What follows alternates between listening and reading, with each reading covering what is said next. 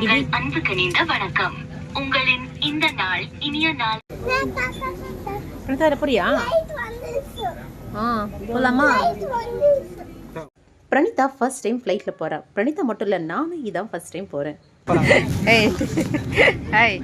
இங்கே பாரு, இது என்ன இது பெல்லி?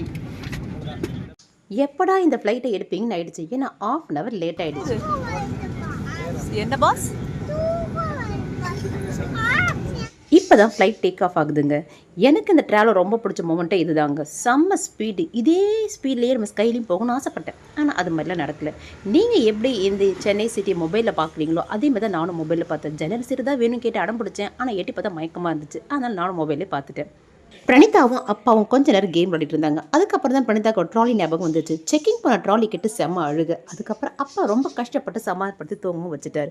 டெல்லி ஏர்போர்ட்டில் இருக்கிற அந்த ஆர்ட் கூட நானும் அப்பாவும் செல்ஃபி எடுத்து ரூமுக்கு கிளம்பிட்டோம்.